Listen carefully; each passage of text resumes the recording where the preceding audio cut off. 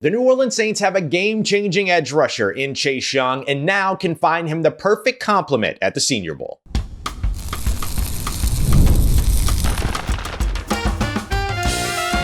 You are Locked On Saints, your daily New Orleans Saints podcast.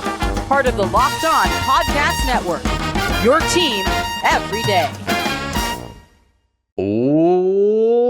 What is good, Who Dat Nation and Who Dat family? I am your host, your friend Ross Jackson, New Orleans native, your New Orleans Saints expert and credentialed member of the media covering those New Orleans Saints as the Saints beat writer over at LouisianaSports.net. And on today's episode of Locked On Saints, we're taking a look at our defensive side of the ball for our watch list for the New Orleans Saints at this year's Senior Bowl. We'll take a look at why the interior of the defensive line can't be forgotten, including also we'll add a linebacker to the list that you need to know. Take a look at some versatile defensive backs that can help the Saints out in 2026. We're going to kick everything off with a look at adding the perfect complement to an already game-changing pass rusher on the edge. We got all that and a little bit of lanyap for you on today's episode. We appreciate you, whether it's your first time or your next time, being here with us this time, making us your first listen, and being an everydayer here on the show, which is a proud part of Locked On Podcast Network, the #1 sports podcast network. Thank you for helping us get here as we bring you your team every day. I think Chase Young, New Orleans Saints defensive end, absolutely established himself as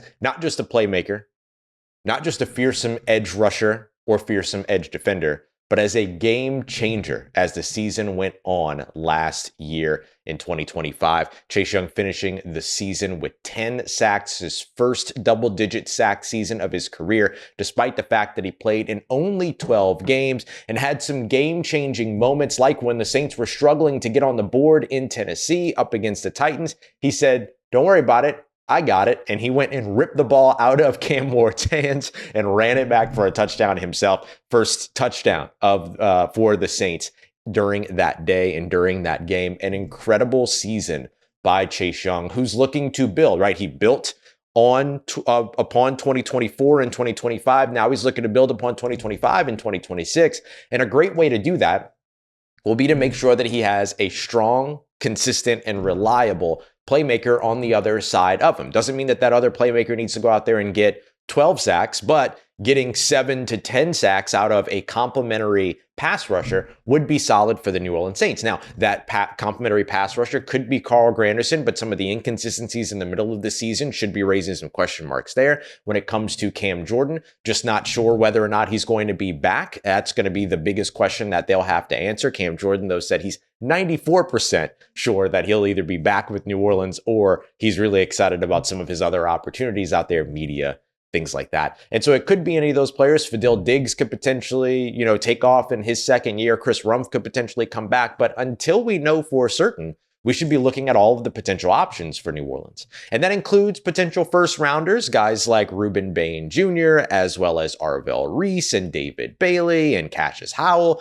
and even guys like Akeem Messidor, who could jump up into the first round or top of the second round. But those players could all potentially be there, but none of those players will be at this year's Senior Bowl. Many of them have either accepted invites and then withdrew or won't be participating or weren't invited. And so for New Orleans, they're going to be looking at this Mobile crop of players to see who they could potentially bring in to complement Chase Young. And I have 3 that I'll start off today with. I want to take a look at Western Kentucky edge rusher Nadame Tucker. If you're an everydayer, you've heard me talk about him before, but I want to dive in a little bit deeper. Missouri edge rusher Zion Young, and then we'll wrap things up taking a look at Michigan edge rusher Derrick Moore. All 3 of them have different varying degrees of fit opposite Chase Young. So let's start off with Nadame Tucker, who would be a bit more of a pure pass rusher, tied for the lead in, or pure pass rusher, let's say pure edge defender, right? Not somebody that you're really going to ask to drop into coverage, but he'll be able to be valuable for you when it comes to the run defense side, as well as the pass rush side.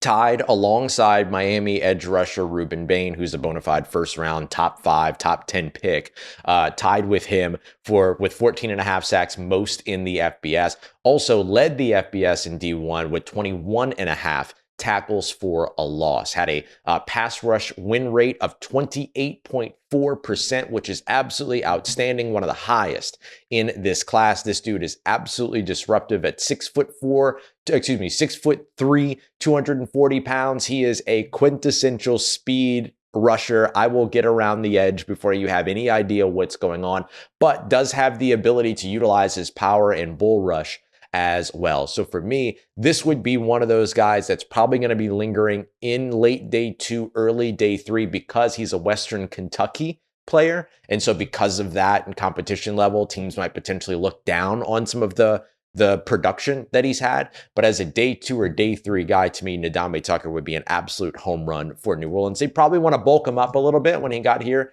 to New Orleans, which is not hard to do in the Big Easy at all, bulking up, but probably no more than 250, 260 to just kind of keep that sort of bulk that you want for him to be able to win when he's engaged with on the offensive line, as opposed to only winning with that speed around the edge, things like that at the next level, right? He's winning with power at the collegiate level. Just want to make sure he could do it at the NFL level as well. So a little bit more all around there when it comes to him. Let's go to somebody that's maybe a little bit more of a run defender than he is like a speed pass rusher, but there's value in that because that complements your quintessential pass rusher in Chase Young. That is Zion Young. That'd be cool. The Young and Young tandem.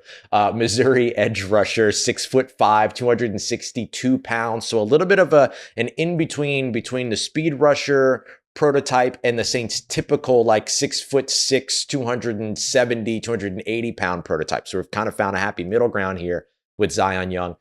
42 combined tackles in 2025, had 16 and a half tackles for a loss and 6.5 sacks. And then he scored an 86.8 pass rush, run defense grade with Pro Football Focus. He was a solid pass rusher with fantastic run defense skills. So he was a little bit more kind of on one side of the spectrum than the other. And then we can kind of reverse that when we flip things over and we take a look at Derrick Moore, the 6'3", 260 pound edge rusher, who indeed was a bit more of a pass rusher than run defender, but still got some work done in the run defense category. 10.5 tackles for a loss that goes along with his 10 sacks in 2025, a pass rush win rate of 19.8, while his run defense grade hovered around 76. And so 53 games of experience, 50 games of experience for Zion Young, only 26 games of experience for Nadame Tucker. So that could be a bit of a piece of your decision making as well. But if you want a more all-around guy, Nadame Tucker seems to check that box. He also fits the prototype of somebody you can ask to drop back into coverage, though hasn't done it a ton in his career. Zion Young, a little bit more of a run defender, and then Derrick Moore, a little bit more of a pass defender. And we've seen some of those young Michigan defensive ends, those stand-up edge rushers, fill out well in the NFL. We were looking at one last year that could have been a potential fit for New Orleans, but of course they ended up going a different direction there. So there you go. 3 edge rushers to watch in Mobile that the Saints should be keeping their eyes on at the Senior Bowl to develop a perfect complement to game changer Chase Young. Coming up next, the New Orleans Saints are going to need some help in their secondary, especially if Alontae Taylor departs. So take a look at some of the players at the defensive back position that can fill in either on the outside or in the slot to help them out. We got that coming up for you next as we continue on with today's episode of Locked On Saints, part of Locked On Podcast Network, your team every day. Today's episode of Locked On Saints is brought to you by our friends over at Prize Picks. The big game is almost here. We're going to see the Seattle Seahawks taking on the New England Patriots, and there's no better way to stay locked into every single moment of the big game than with Prize Picks. It's a daily fantasy app that makes playing fantasy way, way easier than maybe you're used to when it comes to daily fantasy situations. It's you versus the projections. It's nice and easy in that way. It helps you stay engaged the entire way through. All you're going to do is pick 2 or more players, choose whether or not they're going to come in at more or less in their Prize Picks projections, and then bang, you're off and running in less than 60 seconds. And with Great features like early payouts that let you cash out if one player gets off to a hot start for you before you even have to play out the rest. So download the Prize Picks app today and use the promo code LOCKEDONNFL. That's LOCKEDON NFL for $50 in lineups after your first $5 lineup. That is code LOCKEDONNFL for $50 in lineups after your first $5 lineup. Prize Picks. It's good to be right. What if sports could be traded like markets? Now you can put your sports IQ to work in real time with Robinhood prediction markets. It's not you against the house. It's you participating in a live market. You can buy or sell your positions live all game long and use your sports knowledge in the moments that matter. Robinhood prediction markets changes the game. It's people moving the action. So when the momentum shifts, you can move with it. I always knew the game, but I never had a dynamic way to apply that knowledge. Now I can actually take part live in a market powered by people. You no longer have to be a spectator. Play by play, you decide. Trade every play with Robinhood. Now available across the US. Download the Robinhood app now to begin. Futures and cleared swaps trading involves significant risk that is not appropriate for everyone. Event contracts offered by Robinhood Derivatives LLC, a registered futures commission merchant and swap firm. All right, family. While the New Orleans Saints might be looking for a complement to a game changer at the edge rusher position, on defense, they might be looking for a replacement to a big-time playmaker on defense in that area, depending upon what happens with the negotiation and contract of Alontae Taylor. That's why the Saints should have their eyes peeled on the field in Mobile. Wow, that was really good. At the Senior Bowl to see if there are any potential replacements for them or players that can come in that would allow other players in the Saints defense to move to a different position to maybe cover that slot area if needed, which becomes a really interesting conversation. So let's have it, because there's a lot of different kind of options or routes to filling in if Alontae Taylor were to sign away. We appreciate you very much, as always, making us your first listen and being an everydayer. Doing this episode Monday morning, and then I'm literally about to be on the road to Mobile. So if you want first crack at everything going on in Mobile, including the rumors that we're hearing, some of the conversations that are happening, prospect updates, all that, make sure you check out the Everydayer Club, the all access version where you get one-on-one texting, where I can text you directly, no ads, no apps to download, no dealing with social media algorithms. It's just me directly to you. Check it out. You can click on the link. You can click the link in the description or head over to lockedonsaints.supercast.com to stay up to date with everything this week. I'll be at Super Bowl Radio Row next week. I'll be at the Combine later on in the month, and I'll be at the owners meetings in April. So, we'll get it all done for you here on Locked On Saints. And of course, we'll be still bringing you daily episodes here all throughout the season. All right. So I want to take a look at 3 different players the Saints should be watching out for when it comes to corner. Let me give you that, and then I'm going to talk a little bit about some of these potential scenarios for New Orleans. The first corner that we're going to highlight is going to be Chris Johnson, San Diego State. Over on the Saints Squad Show, this is one of John Hendrick's favorite kind of second round pick guys. So we'll take a look at him. We'll take a look at Jalen Kilgore as well, the safety nickel over at South Carolina, kind of Nicky Monwori-ish in terms of usage, maybe not size, but certainly in terms of usage. And then we'll also take a look at Kamari Ramsey, the safety / slot safety out of USC. Kind of had to play a little bit of slot because of injuries on defense, but has done enough to say, okay, I want to see more in the slot when it comes to him. So we'll dive into all 3 of those players here. But let's take a look at kind of the 3 main scenarios with Alontae Taylor. Alontae Taylor stays. There you go. You got Kool-Aid McKinstry on the outside. You got Quincy Riley on the inside. You got Alontae Taylor. Quincy Riley on the other side. Then you have Alontae Taylor on the inside. And then you're all set. You're good there.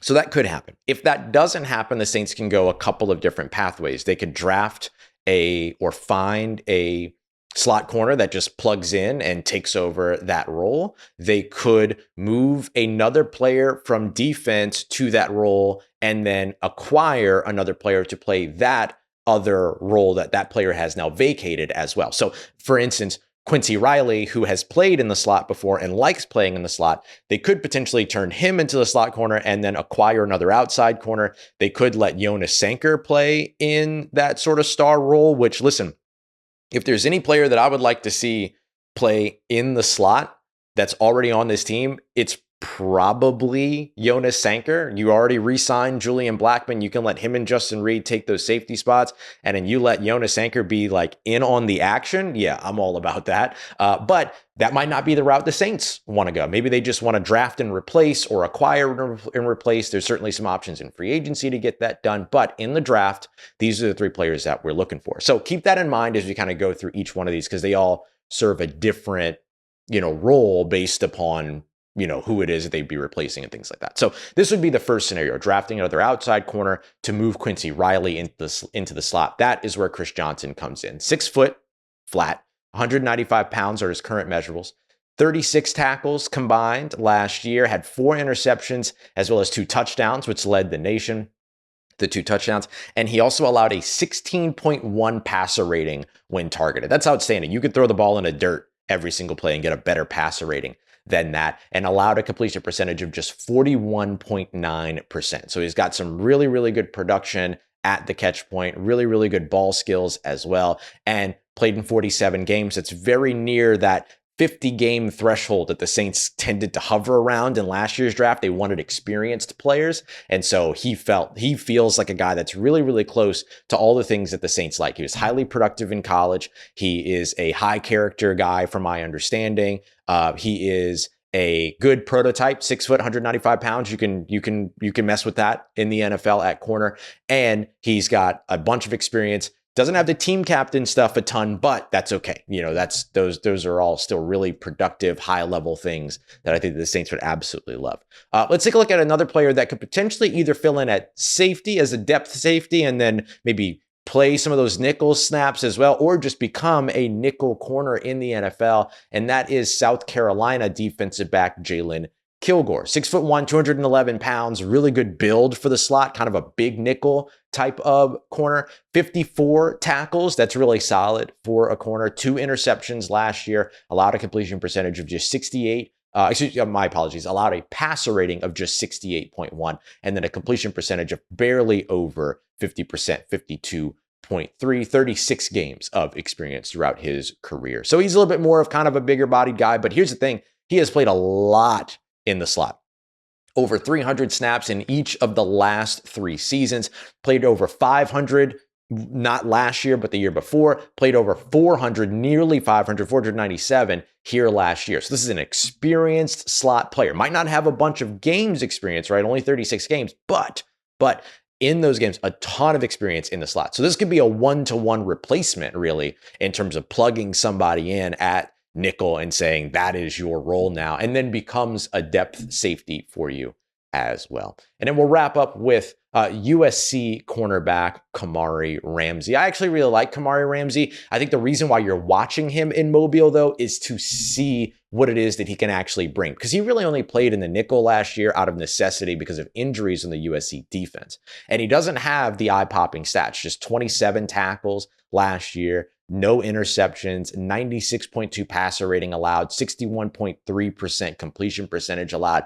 Not really eye-popping numbers with only 2 passes defensed in 35 games throughout his career, but 2 passes defense in 2025 and then 35 games of experience throughout his career. But the 6 foot, 205 pound corner is somebody to keep an eye out on to see if maybe he continues to develop in that role or has some of the traits or tools that you would like to develop in that role as an NFL franchise. So that's why I'd be keeping an eye on Kamari Ramsey. It's more about, okay, what more can you show, right? Not, hey, this is a player to watch because he could really do this. What more could he show? So I like all 3 of those options, but any of them could potentially help the Saints if Alontae Taylor were to depart. Now, New Orleans should also be paying attention to the interior of their defensive line. Not a lot of departures there that we know of just yet, but certainly a spot that could use some help. Let's dive into that next as we continue on with today's episode of Locked On Saints, part of Locked On Podcast Network, your team every day.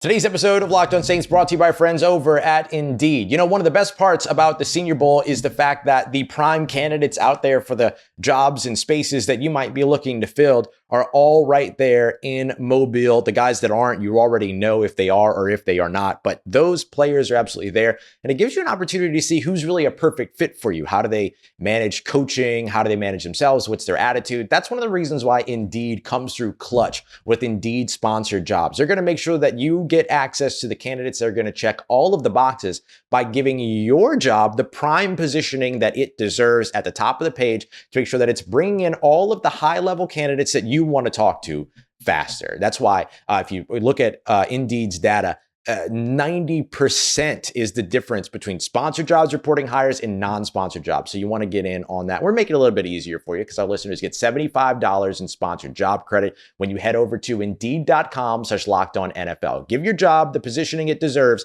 by heading over to Indeed.com/LockedOnNFL. Terms and conditions apply. Hiring, do it the right way with Indeed. Let's get it, Who Dat Nation. The New Orleans Saints cannot forget about their interior of their defensive line. The Saints made some really good progress in terms of run defense over the course of 2025. Things did not start off strong, but then they finished right around basically the exact middle of the pack when it came to run defense by the time that the season was over. But for New Orleans, there's still some work to be done to kind of help to shore that up. And the interior of the defensive line is a place that makes a ton of sense, just like addressing the interior of the offensive line makes a ton of sense as well. And much like the interior of the offensive line, there are some intriguing candidates to watch and prospects to watch in Mobile when it comes to the interior defensive line. One name you've heard before here on the show in a recent mock draft, that was Alabama defensive tackle Tim Keenan III, 6'2", 320 pounds, bit more of an A gap, but can play some B gap as well. Defender, remember A gap, what we're talking about there is that gap between the center and the guard, right up the middle, right? That is that one tech, zero tech type of nose tackle situation. And at 6'2", 320 pounds, a pretty solid bill for a nose tackle in the NFL. Maybe you'd like him to be a little bit taller, but that's okay. Still at 320 pounds, like he can move that weight around. He can distribute that weight, make himself a tough anchor in the middle of a defense to move if you're an offensive lineman. So he can create some challenges for opposing offenses in that way. 16 combined tackles in 2025. Remember, we're talking about a nose tackle here. We're not talking about a penetrating 3-tech or something like that. So the tackles aren't going to be like what you would see for an edge rusher or something like that. But 3 tackles for a loss and 2 sacks in the process of all that. Had a 73.7 run defense grade and has played 41 games throughout his career. Has been a part of that Alabama defense. I think that there's some good things there when it comes to Tim Keenan. It's just getting a look at him, right? Can you be that nose tackle? Can you be that zero tech 2 gap, go left, go right, like all that? Can you master that? And can you show that to these coaches?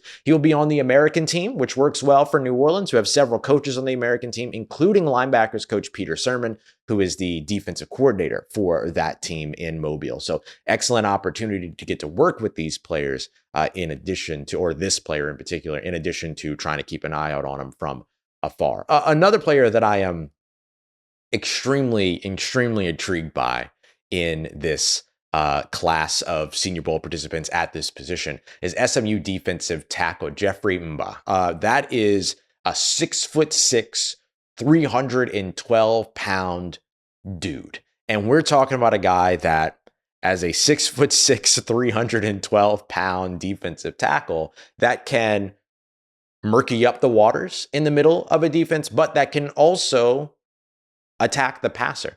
42 tackles in 2025, 7.5 tackles for a loss, and 5 sacks as a defensive tackle. Had a total of 20 pressures and had a run defense grade of 70.2. All very strong numbers and close to that 50-game career game, thing that the Saints seemed to like last year with 45 games in his career. The SMU defensive tackle is just like one of those guys that he's going to catch your eyes because of the size of him and seeing him compared to maybe some of the other players. Like, you're not going to miss this dude on the national team at all at 6'6", 312.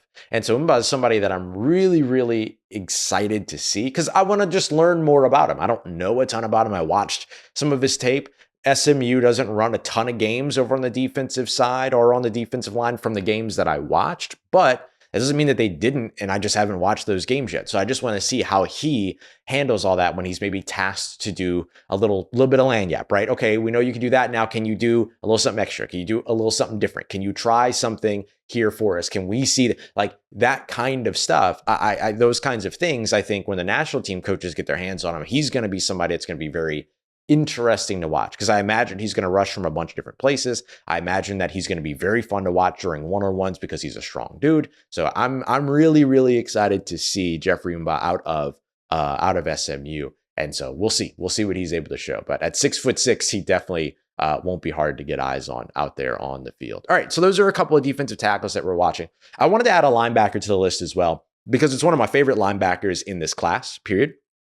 But he's got some things to prove, right? He's an undersized guy, all those other things. But I did want to add one linebacker to this list, and it's Texas Tech linebacker Jacob Rodriguez. I've been looking for a reason to talk about this cat for a while. I just could never work him into the mock drafts because I'd have to go for him either way too early, and then anything that I had to say about him would be overshadowed by the fact that I drafted him early than he is